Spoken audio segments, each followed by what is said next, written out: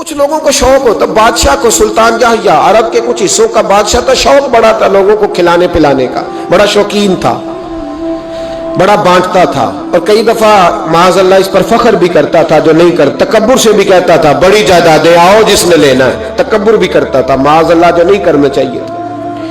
ایک دن جامع مسجد کے باہر کھڑے ہو کے نا بانٹنے لگا، کوئی فقیر آیا تو ایک مٹھی بھر کے اشرفیاں دے دی، کسی کو سونا دے دیا، کسی کو چاندی دے دی۔ ایک درویش بابا جی کونے میں بیٹھے ہوئے، اسی کسی دے کچھ بھی نہیں لگ دے، کوئی ضرورت نہیں، کونے میں بیٹھے۔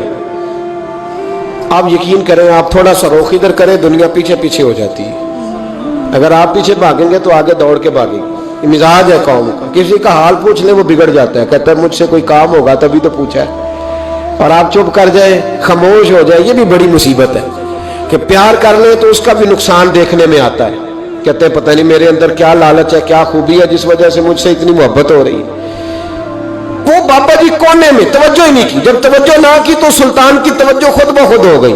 سلطان جہاں کہنے لگے بابا کوئی قابل توجہ آدمی ہے، سب لوگ لائنوں میں لگے ہوئے بھاگ رہے ہیں، بادشاہ آیا ہے، یہاں تو شادی پہ کھانا کھل جائے تو بڑے بڑے امیروں کا پتہ چل جاتا ہے کہ بننے کیا لگا ہے۔ کہتے پتہ نہیں دوبارہ چھوٹے گوشت کی ٹرے آئے گی کہ نہیں آئے گی، اور اتنا سارا رکھ لیتے ہیں کہ علمان والحفیظ، بڑے بڑے امیروں کے پول کھل جاتے ہیں، پتہ چلتا ہے کتنے تگڑے امیر ہیں۔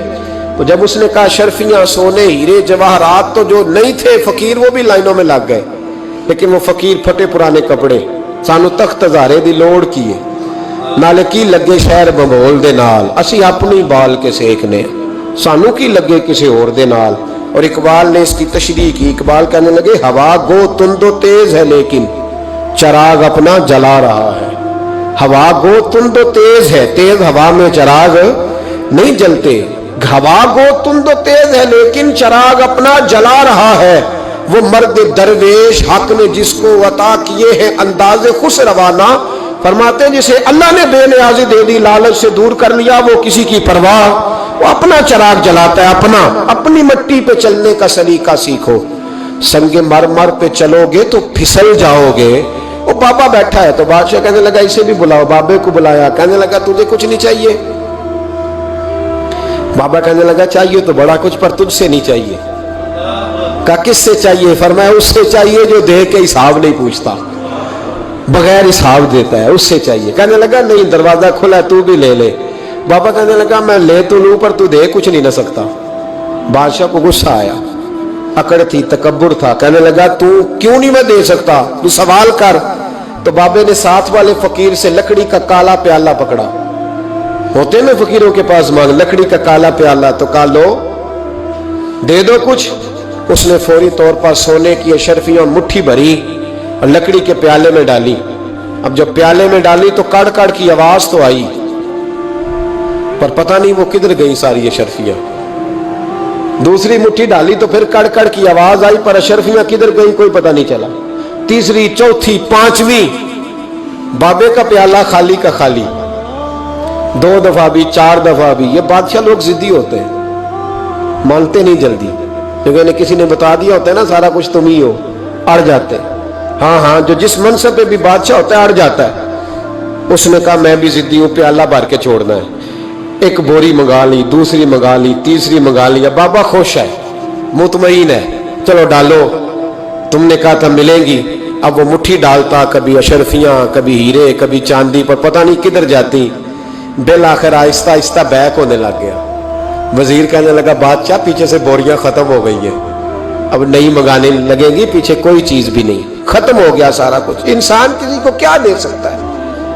کیا ہاں وہ انسان بڑا نوازتے ہیں جن کے پاس خزانے بھی اللہ کے دیے ہوئے ہوتے ہیں، وہ نوازتے ہیں لوگوں، وہ نوازتے۔